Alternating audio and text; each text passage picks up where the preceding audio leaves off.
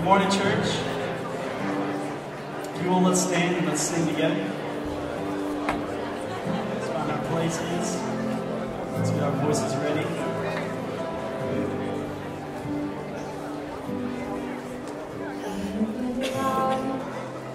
You are love. You bring light to the darkness. You give hope. You restore every heart that is broken.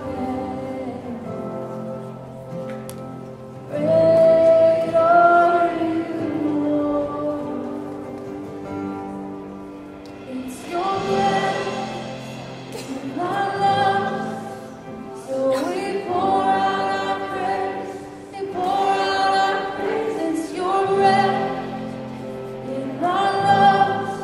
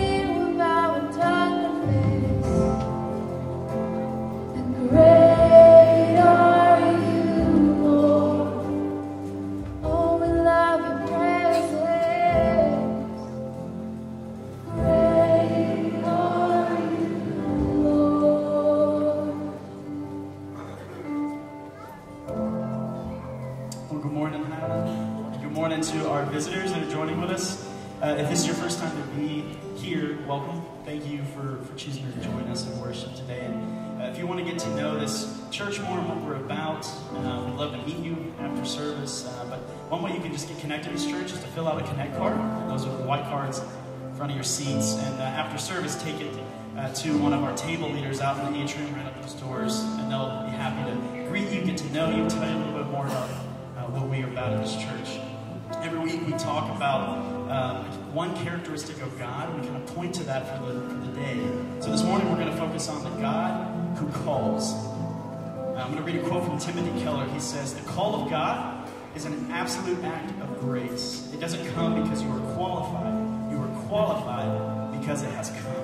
I'm going to read that again. The call of God is an absolute act of grace. It doesn't come because you are qualified. You are qualified because it has come. There are a lot of examples that we have in the Bible of men and women who hear the call of God in their life and they choose to respond faithfully. We have examples of Abraham who doesn't believe he's going to have any offspring of any kind. And God says, if you just trust me and follow me, I will look at the stars and I will make your offspring more than the stars that you can count. And he responds faithfully. We have an example of Ruth, who, when all kind of seems lost for her and her family starts to break apart, she chooses to be faithful and listen to God and follow and stick with her family. And then, because of her choice to be faithful, eventually in her family line, David comes, and then Jesus comes. And we have 12 flawed men who Jesus comes upon in his ministry and says, "Will you stop what you're doing?" Right in the middle of their work hours, it says, "Come follow me." And they are faithful, and they stop what they're doing, and they follow Jesus. And none of those people are necessarily qualified to end up doing what they do, to perform the miracles that they perform. But again, God qualifies them. He qualifies us too. Each one of you, I believe, has a story that God is telling in your life. And you may not feel qualified to answer the call of whatever God's putting on your life. But take heart, because he's going to equip you for his kingdom work. And that's what we're trying to do in this church every week. We want to be a part of his restoration movement. We want to offer something, and every single one of you has something to offer this morning.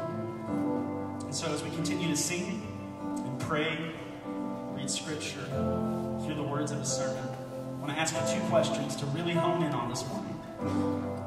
What is God calling you to? What is keeping you from responding to that call? What is God calling you to? What is keeping you from responding to that call? So Lord, I pray that you would imprint those questions on our hearts, and that through the words, the songs we sing, or through prayers, and through whatever it is that happens this morning, we trust that you're going to be at work. We pray that we would open up our ears to listen to what you have for us this morning. And would you give us the strength and the courage to respond in whatever way that looks? We pray in Jesus' name.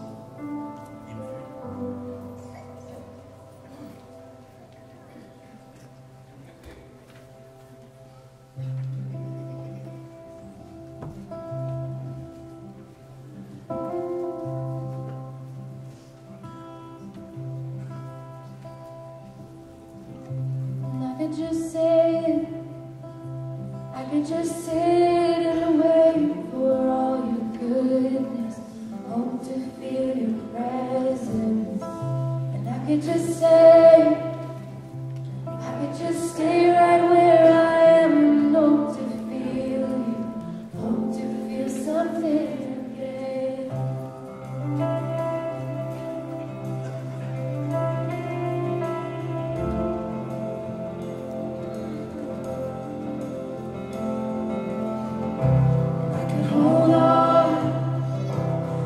Hold on to who I am and never let you change me from the inside.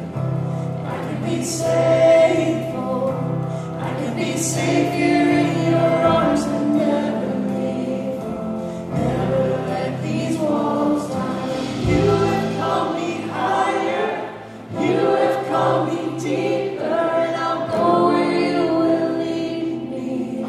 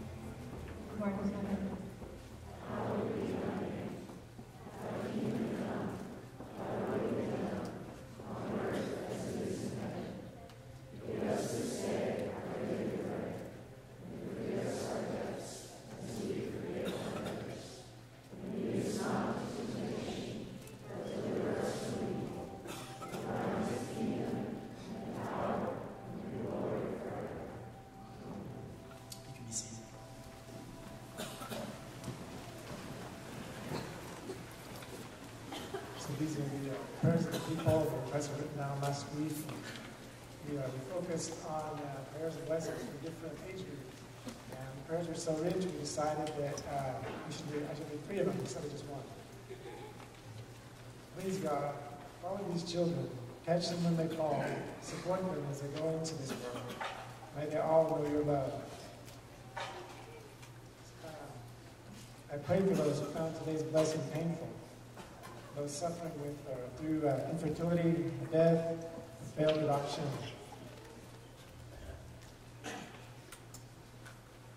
Teacher, thank you for always placing people in my life who walk with me, guide me, and pray for me unceasingly.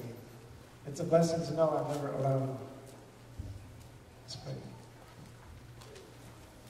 God, each stage of this life has its own challenges and its joys. You've never wanted us to walk alone. You surround us with believers in the church. And throughout life, no matter what age, if we're going through something difficult and we try to handle it by faith, we're going to know you better on the other side of it. And love will transform us. You will transform us in the process. God, we give you all of our pain, or fear, or anger. Please replace them with your peace and the freedom to love.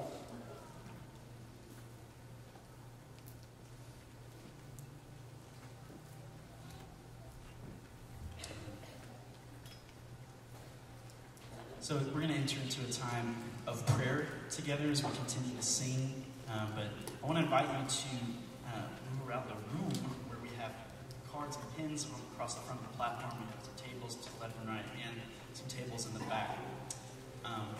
We're moving all of this time of prayer in the center because it's really important sometimes just to be still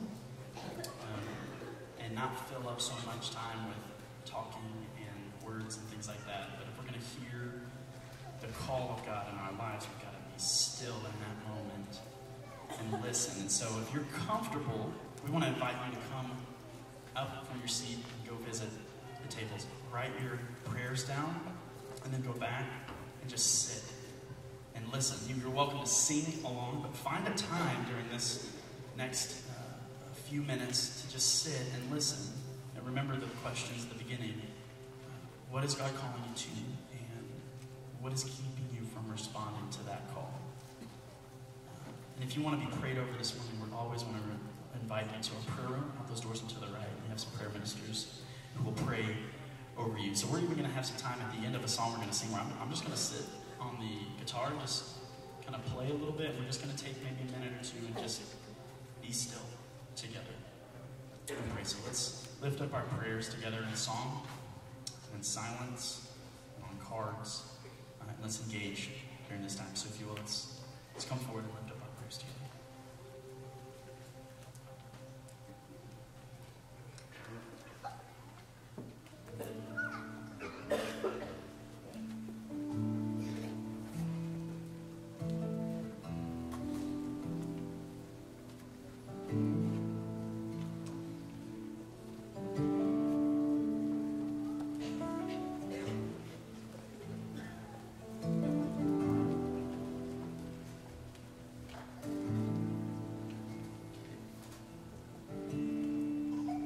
Music fades, all is stripped away, and I simply come,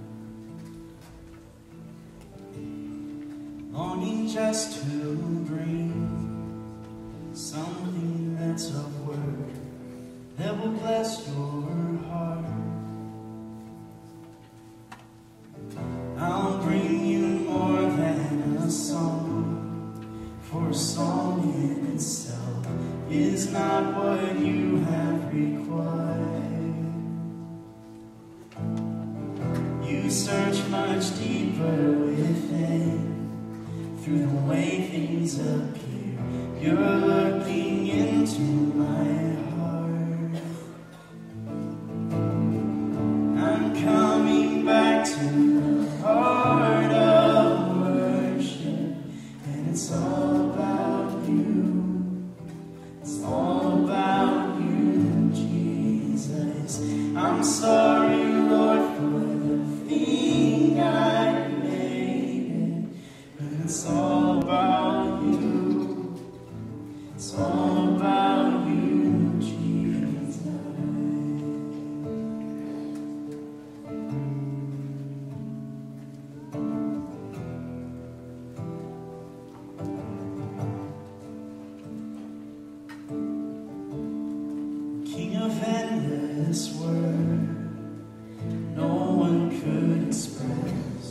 how much you deserve. Though I'm weak and poor, yes, all I have is yours, every single breath. I'll bring you more than a song, for a song in itself is not what you have required. You search much deeper within, through the way things up here. You're looking into my heart. I'm coming back to the heart of worship, and it's all about you. It's all about you, Jesus.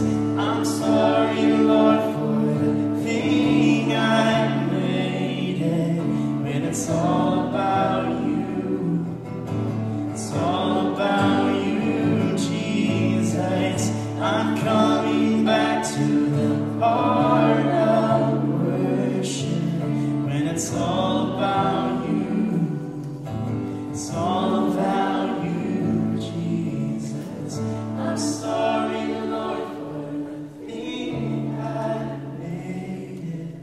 When it's all about you, it's all about you, Jesus.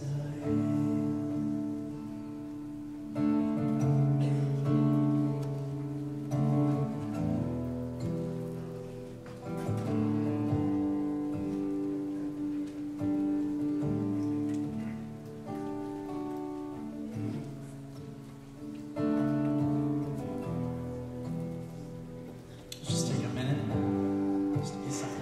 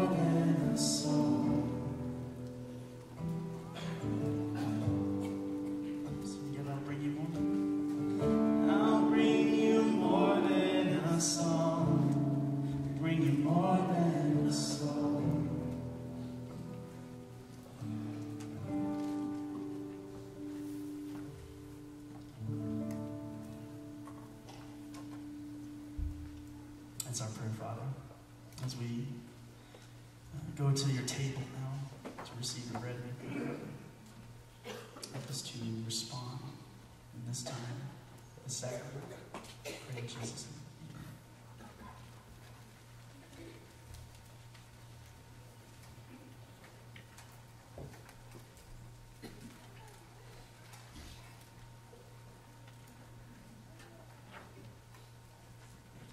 All about you, Jesus.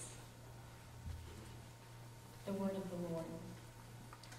Lord called to the man, "Where are you?"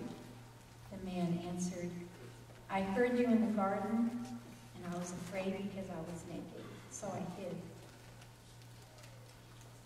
The Lord came and stood out at other times and called, "Samuel, Samuel." And Samuel said, "Speak, for your servant is listening." The angel of the Lord said, "Hagar, Sarah's maid, where have you come from, and where are you going? Return to your mistress, and submit yourself to her authority. I will greatly multiply your descendants, so that they will be too many to count." Hagar gave this name to the Lord who spoke to her, "You are the God who sees me." The angel Gabriel was sent from God to Nazareth, to a virgin named Mary, to tell her the power of the Holy Spirit will hover over her, and the child she will bring to birth will be called Holy, Son of God. Mary answered, "Yes, I see it all now. I am the Lord's maid, ready to serve. Let it be with me just as you say." Each scripture just read describes an interaction with a God who calls. The image on the screen hangs in the front room of our home. I often look upon that picture and feel encouraged and less anxious about my daily life. I don't know if you can see, but the base of it are the words, "It is I." Those words remind me that Jesus still lives, even though each week we gather to remember his death. This visual reminder of the presence of Jesus helps me stay focused on how he has called me to live. The bread and the cup can serve as reminders to have courage and live without fear, because Jesus has overcome on our behalf. Take courage. It is I. Do not be afraid.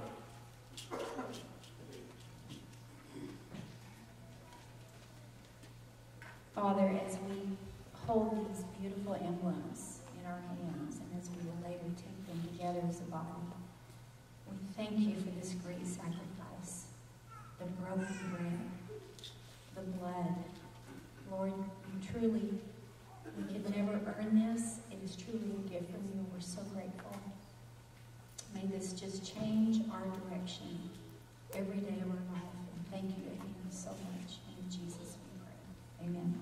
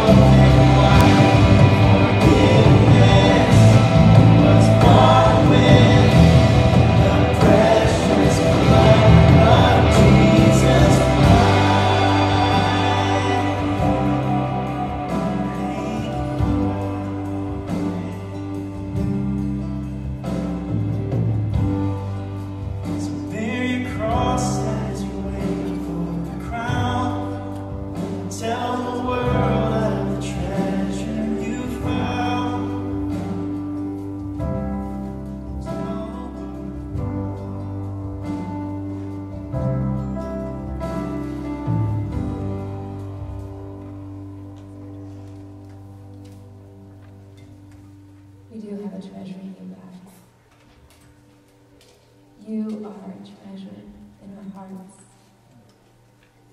in our souls, in our minds, in our bodies. Lord, we cannot thank you enough for the gift that you are to us. Thank you that you are the light that's deep inside of us, that we get to bring that light to this world. In our offering this morning, let that light shine through. Let that light reach and touch the darkest of places. Do what only you can do, God. Do what only you can do with our offering. We love you, Jesus. We bless your name this morning. In Jesus' name, amen.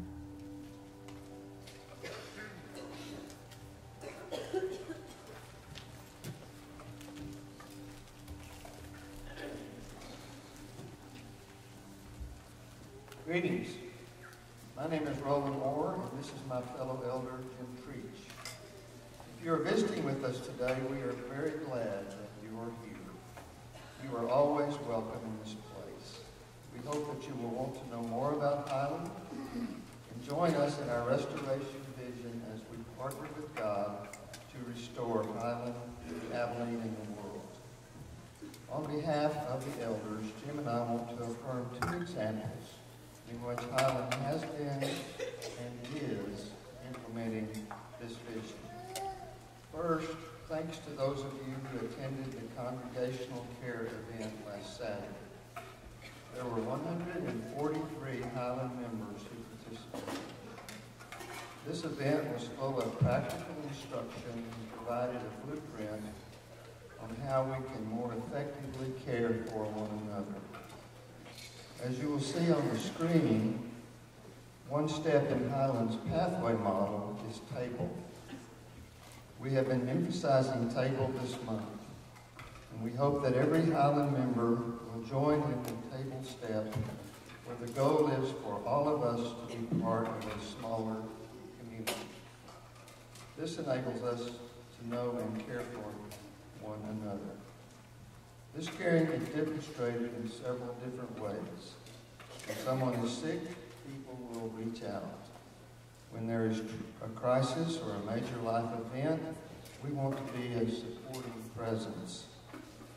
And when there are times when we feel abandoned or alone, it's the presence of God's people who remind us that God is always with us. If you weren't able to attend last Saturday, we would encourage you to join one of the 4 care teams. If you're interested and would like to know more about this important ministry, take a Connect card from your seat rack, stop by one of the tables in the atrium, and there'll be people there to help you. We all need each other. On behalf of all the elders, we want to express how much we appreciate you for your generosity and support of Highland and all that God is doing in and through her and her people. Last year was one of the best years of weekly giving that we can remember, and online giving is steadily increasing.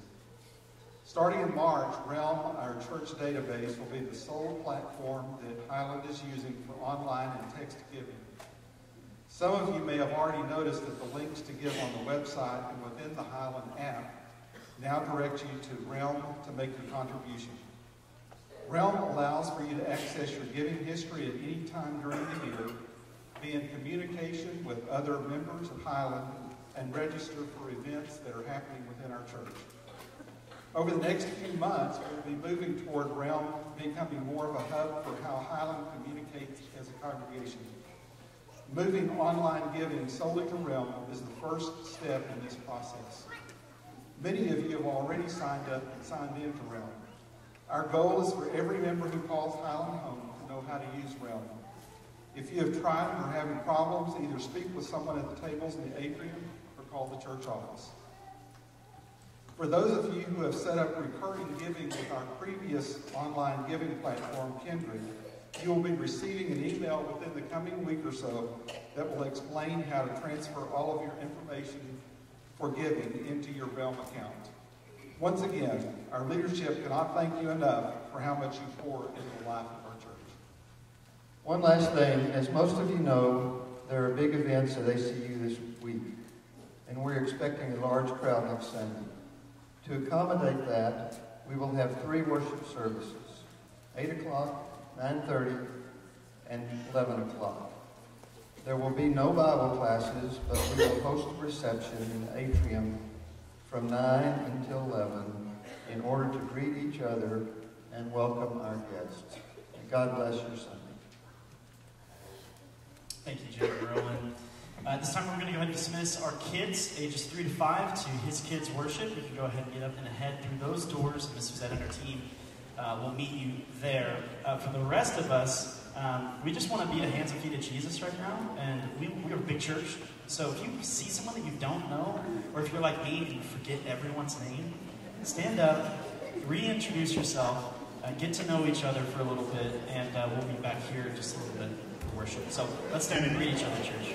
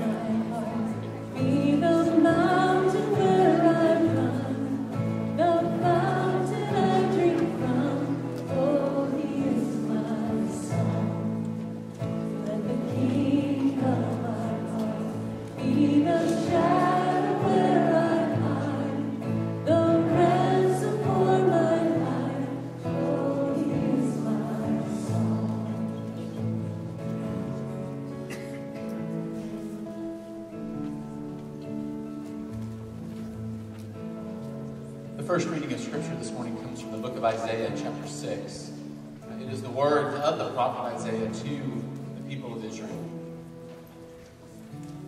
He says there, "In the year that King Uzziah died, I saw the Lord sitting on a throne, high and lofty, and the hem of his robe filled the temple. Seraphs were in attendance above him. Each had 6 wings. With 2 they covered their faces, with 2 they covered their feet, and with 2 they flew. And one called to another and said, 'Holy, holy, holy is the Lord of hosts. The whole earth is full of his glory.' Now, the pivots on the thresholds shook at the voices of those who called, and the house filled with smoke. And I said, 'Woe is me! I am lost, for I am a man of unclean lips, and I live among a people of unclean lips. Yet my eyes have seen the King, the Lord of hosts.' And then one of the seraphs flew to me, holding a live coal that had been taken from the altar with a pair of tongs. And the seraph touched my mouth with it and said, 'Now that this has touched your lips, your guilt is departed, and your sin is blotted out.' And then I heard the voice of the Lord saying, 'Whom shall I send, and who will go for us?' And I said, "Here am I." Send me.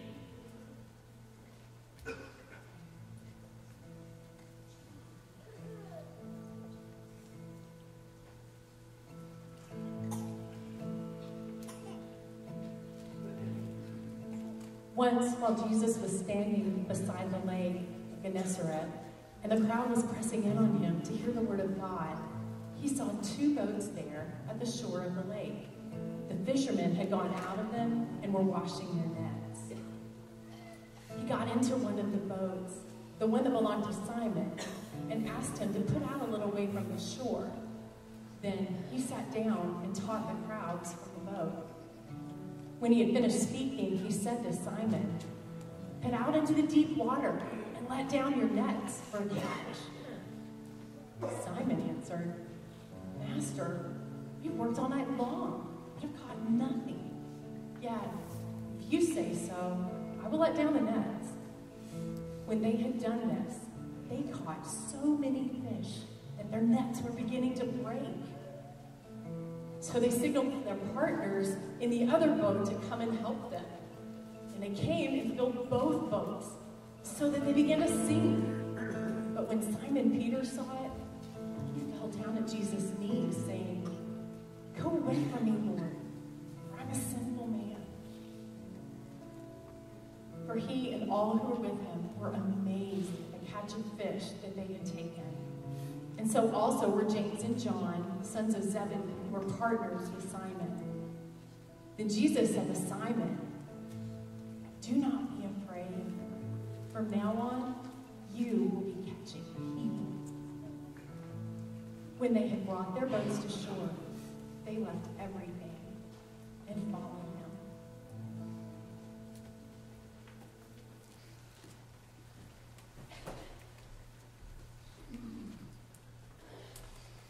Good morning, Highland. Taking a fishing trip with Jesus. Most of us have had experiences taking trips to fish or to do outdoor things. Thinking about when I was a child, 12 years old, an early fishing trip that I went on with my uncle, Uncle J.M. He said, we're living in central Oklahoma. There's an old muddy river there called the Deep Fork. It sort of looks like Heinz ketchup running down the way there. That good old red clay in Oklahoma. Had a great time. I don't really remember whether or not we caught catfish or not, but I did catch about 150 chigger bites from my chest all the way down. I remember that quite vividly. Another fishing trip happened, I think I was probably 15. My family was in California visiting an extended family near Morro Bay, Central California. We went out deep sea fishing. A great day. Left really early, got back late, but we toted sacks and sacks of red snapper off that boat. It was a glorious, glorious time. Makes me think about this story, about the abundance of fish. Or just this past November, I had some travel, some speaking to do in North Carolina, and somebody said, come a day or two early, bring your fishing equipment. We'll go trout fishing up in the Smoky Mountains, Cherokee, North Carolina, if you've ever been in that area. I thought, oh, trout, that means fly fishing. I'm trying to learn how to fly fish. So I gathered up my 2-year-old rod that I've used just a couple of times, and the fishing flies that I have for summer fishing in Texas, and went in the winter to North Carolina and had zero fish. In fact, the last day we were there, a couple of them said, take this spinning rod and some of this stinky dope bait and catch a trout, will you? And so in about 5 minutes I had a trout, and I said, oh, thankfully we can all go home now and say everybody caught something, because I was not getting the fly fishing going very well. Fishing trips, lots of kinds of experiences. Lots of fish, no fish, a fish. But when I read this story from the Gospel of Luke that Jennifer read for us a moment ago, I don't think it's about the fish that really matters in the telling of this story. In fact, as I've been preparing for this sermon this Sunday, as this text came to me in this series where we're talking about how to tell others about our King, I began to read it and reread it and reread it, listening for what does it say about the King? What does it say about Jesus? And what is it that Luke is trying to do? What's so distinctive about Luke's way of telling this story? And you know, there are things that start popping out all over the place when I begin to read Luke 5. One of the things is that I see from the very get-go, people want to be with Jesus because they believe that Jesus has got a word from God for them. They come to hear from Jesus because he promises, he seems to be able to deliver something that connects folks with God. And then there's just the way in which he acts. There's a sense of definiteness and authority, a quiet authority about it. He just jumps into one of the boats there. It's Simon's boat. There's no stopping to say, hey, Simon, could I borrow your boat for a little while? No, it's just into the boat. Push the boat out so that he can speak. He sits down in the boat to speak and to teach. This act of authority. It would be kind of a nice thing, actually, if we could get a chair up here for me to sit while I'm speaking to you all today, and let you all stand instead. Well, okay, maybe not such a good idea. But that's what they did back then. And here's Jesus sitting down to speak with this quiet authority. And then once that teaching time is over, he has these words to Simon. Put out into the deep water and let down your nets for a catch. And it's sort of interesting what happens next. Simon does what Simon often does. He has his own little narrative that he has to play out, right? You know, Master, we've worked all night long and have caught nothing. And he's right. The kind of fishing these guys are doing is not the kind of fishing that I was doing in North Carolina. You know, an hour here and an hour there, flipping out a fly onto beautiful clear water, watching fish ignore my fly. No, this is hard work. The Sea of Galilee is a fishing lake. And there's a lot of fish out there. Probably some form of tilapia. If you go there today, you'll eat St. Peter's fish. I think that's a little toss to the tourists there. Hey, have some St. Peter's fish. But to do this is hard work. These fish have to be caught up in nets. And the nets that these guys were using in their wooden 25 or 6 foot boats are long nets. They're 100 or more yards long. And they're heavy. And they're difficult. There are multiple layers of net that trap the fish within them. You got to lay those out in a big semicircle, and you got to move that boat around in the water using oars, or maybe if you're lucky, you can get a little breeze in the middle of the night to help push it around. This is hard work. We've worked all night. We've caught nothing. And yet, okay, you're Jesus. We'll do it. We'll do it for old time's sake or something. And they go out into the deep. They push out into the deeper parts of the lake. Not the sort of place you normally go fishing in Lake Galilee, in Gennesaret. There are some deep places in this lake. Some places get to 140 feet deep. And that sounds kind of deep for us West Texans, I think. That's quite a bit of water. There, something amazing begins to happen. They begin to pull in those nets. And with those nets come fish. Lots of fish. So much fish that the boat begins to get heavy with the weight of it all. And then comes the partners over with their boat, and their boat begins to get heavy with the weight of it all. And in the heaviness of the sinking boats, there is an aha moment for Simon. It's sort of like the aha moment that we heard when David read from Isaiah 6. In the throne room, this image of God, where even the hem of his garment fills this great space. And there's this recognition, this aha moment, that I am in the presence of the Divine One. It's an amazing moment, this heaviness. It's the kind of heaviness that Paul would write in 2 Corinthians that God is preparing us for, this eternal weight of glory that awaits us when we in heaven will find ourselves in the presence of God. But that heaviness comes in all kinds of places. In throne rooms, on fishing boats in the Sea of Galilee in the deep. It may happen in all kinds of places. It happens even when we gather for worship from time to time, when we're suddenly, amazingly convicted that, wow, God is present with us. It can happen in other kinds of places as well. I've had that experience at the Western Wall in Jerusalem, so heavy that my knees began to fall to the ground.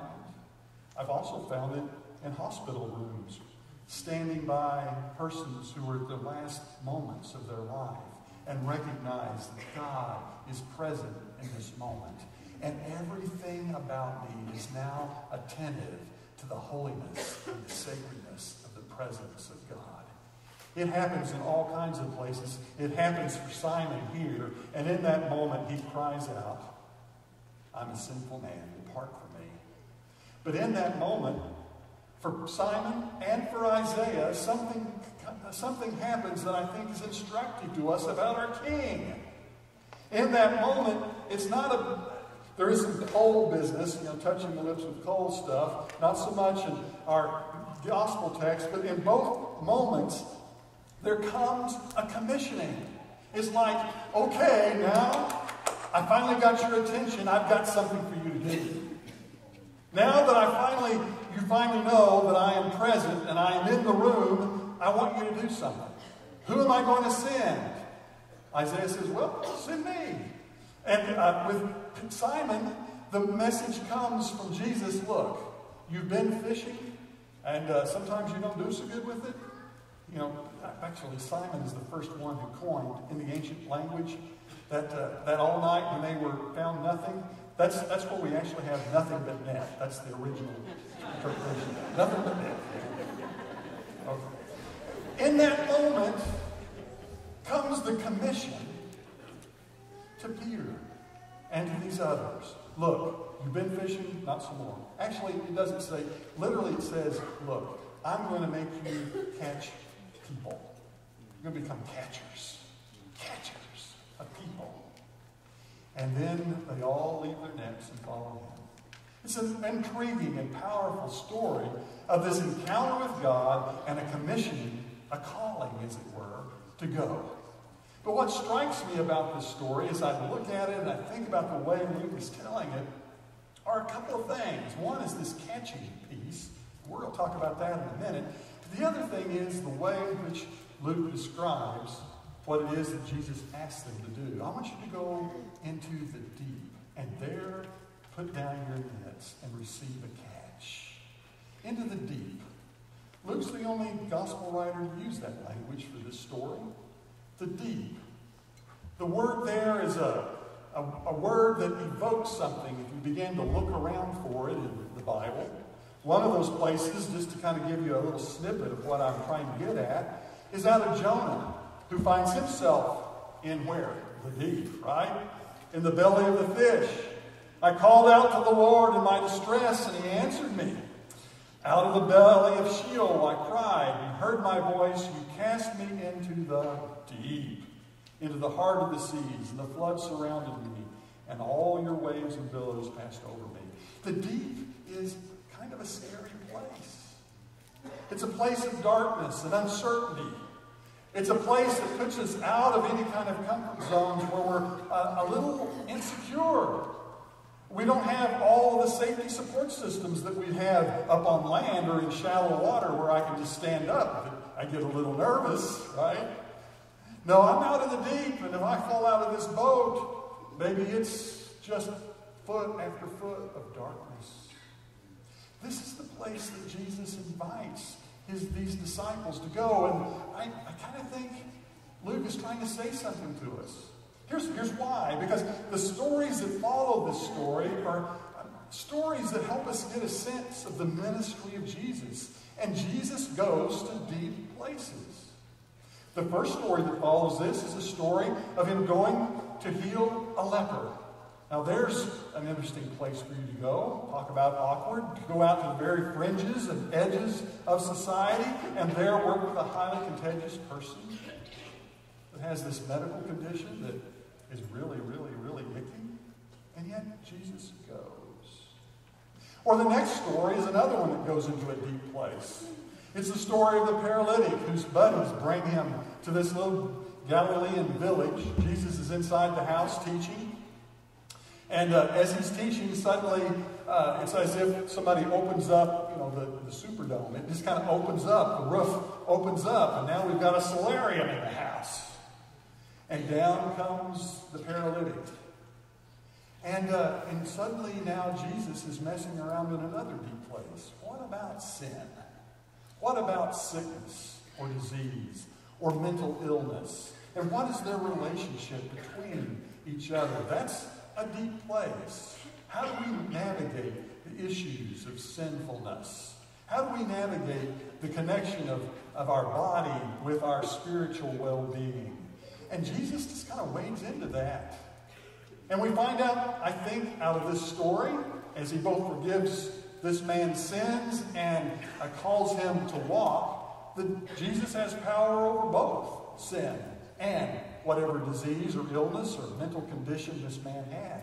In fact, the Gospel of Luke is quite clear that Jesus is after all those things. In the 7th chapter of Luke, there's a woman whose sinfulness is forgiven, and the language that Luke uses out in Jesus' mouth is, "Your faith has now saved you."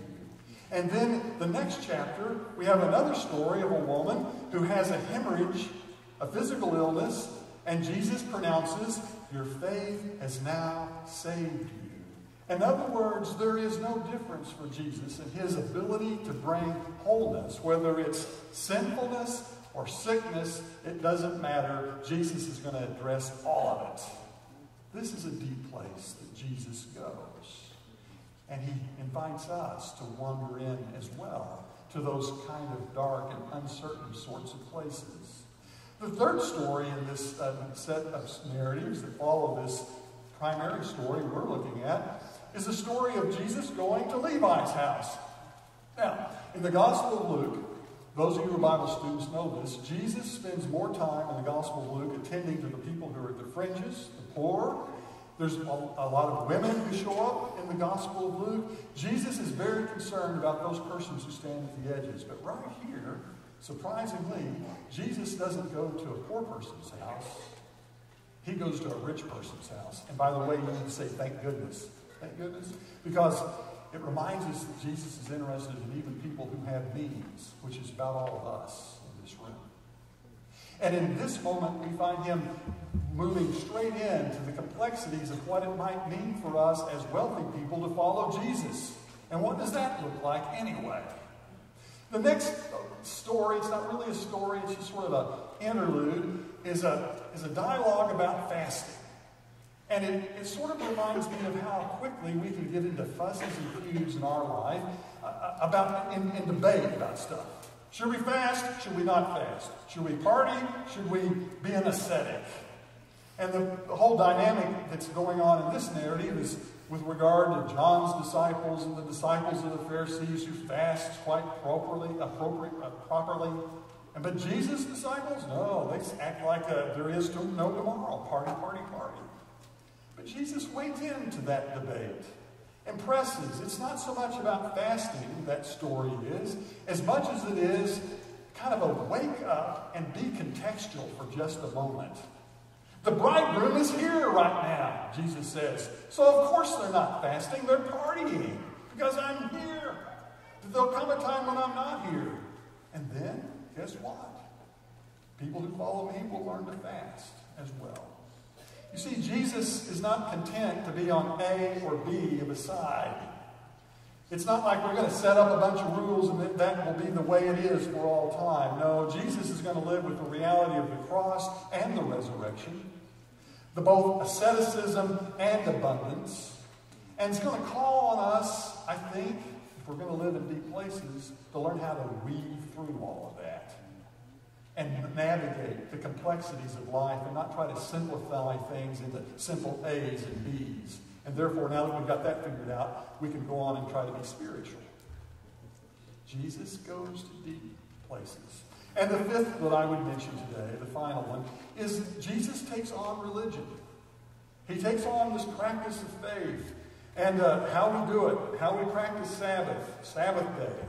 And Jesus announces that he's the Lord of the Sabbath, but he will not let anyone dictate to him or suggest that Sabbath somehow or another trumps the care of another human being. It's sort of an amazing thing that he's doing. He's holding up Sabbath, but he's also transcending Sabbath. In fact, I think he might say, if we could comment on it a little bit, he might say, in fact, it's Sabbath keeping that helps us, if we're practicing it right, actually pay attention to the other. It is in the practice of coming to church that we learn and are reminded what it means for us to be merciful and compassionate, and therefore go and do likewise. These are deep places that Jesus moves. And in the reflection of Luke, as he plays this out, he's inviting his listeners, those who would follow Jesus, that when we see Jesus move into deep places, he's inviting us to come as well. And how will we live in those deep places? How do we navigate those deep places becomes the critical thing for us. What does it mean to be a catcher? See, Luke doesn't use the word go make fishers of men, that kind of language we see in the other synoptics. He uses a different word. He says catch. The idea of catch is sort of like almost the idea of rescuing. It's the idea of to take alive, to provide a way out. It's a different kind of thing that Luke is trying to convey for us. And it's interesting to me that as Jesus speaks to Simon in that boat and says, put out into the deep, let down your nets, and take a catch, that Jesus seems to expect that Simon's actually going to find something when he gets there.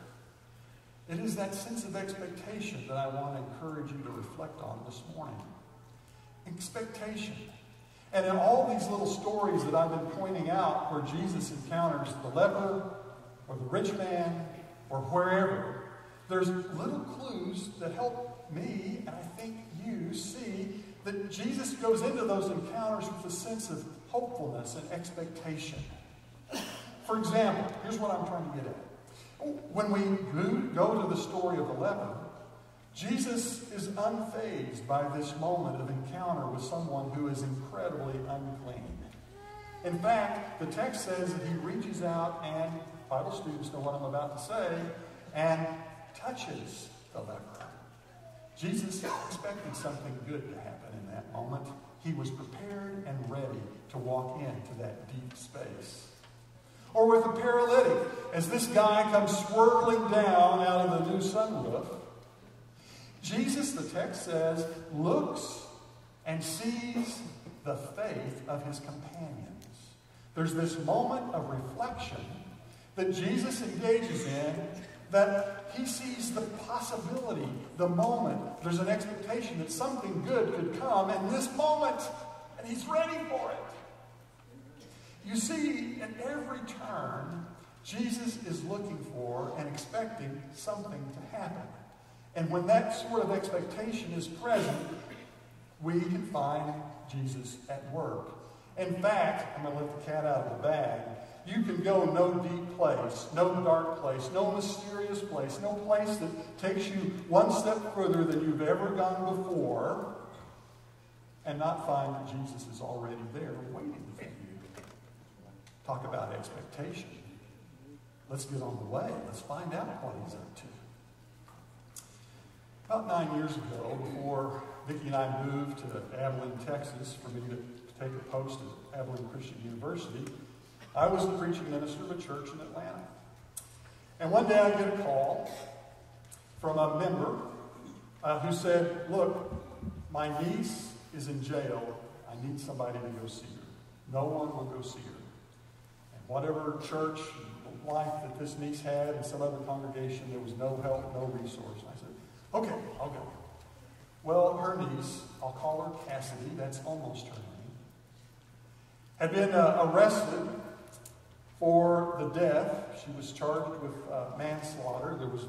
She was 19 years old, was in the wrong place at the wrong time, driving a car, having drunk way too much alcohol as a 19-year-old, as a 21-year-old, but as a 19-year-old. And as a result, a police officer in Atlanta, Georgia, was now dead. It took me 3 times to even get into the county jail. And every time I kept having to say, okay, Lord, I'm just assuming there's something you're doing in all of this. But I finally got to where I could get to Cassidy. I never could actually see her. I got to see her on closed circuit TV, which is the closest I've ever been, actually, to Cassidy. But in that moment, for some reason, the grace of God, I firmly believe, I saw in her eyes and her fear and vulnerability someone who needed desperately someone who would represent Jesus to her. Now, I'm telling you the story not because I did something really good in this moment, but because in that moment, I made the commitment to her that if she would write to me, that I would be faithful to write to her. And for 9 years, I've walked alongside Cassidy as a pen pal. Every time I try to actually go see her, something happens. I've tried to go see her 4 years ago, and the state suddenly moved her from one state prison to another prison a week before I went, and all bets were off trying to get into the prison system. And I've walked with her in all kinds of deep places in her life as she struggled to find faith and find Jesus. What is the Bible anyway? What is a Bible? How can I get one? Thank goodness for Amazon. Her sexuality, how to deal with violence, the deep, deep longing, loneliness, and desire to be close to someone. And yet, whenever you find closeness in a state prison system, there's almost always someone trying to use you for something else. Deep places. Deep places. But every time I write to her, and this is why I'm telling you this story, it is a holy moment, as I said, at my laptop, and here come the questions from her. And in that moment, I can feel in every stroke of my fingers as I hit the keypad that God is somehow or another present to Cassidy. It is a sacred place to be in deep places because Jesus is already there and inviting us to come walk with him. It's what happened in Ancient of Days with Isaiah. Who am I going to send? Send me. And off Isaiah goes. It's what happens to Simon and those other disciples. Come, let me make you catchers of people. Come, let down your nets of mercy and attentiveness into deep places and just see what God might do. And today, church, in the name of Jesus the Christ, I'm inviting you to receive the God who calls and invites you into that same kind of journey. And I can do that and offer to you the sense of confidence and hope and sense of expectation because it's not me that offers the invitation. It's Jesus. And whenever Jesus shows up, things get heady real fast, full and bounteous. And wherever Jesus shows up, and he shows up in those dark places, you can be assured that you'll find him in the Cassidy in your life. Would you stand as we close today and receive this charge, this benediction? May the Lord of temple thrones, may the Lord of Sabbath, may the Christ of lepers, and the Christ who sits in homes that have new solariums in them. May the Spirit that leads us into all truth be far beyond our daily debates and debacles go with you this week. So receive the invitation, the call to follow Jesus, even into the deep places of your life. Live with a sense of expectancy. Let down your nets of mercy and attentiveness to others because Jesus goes before you. Now, go and tell others about your King. Amen.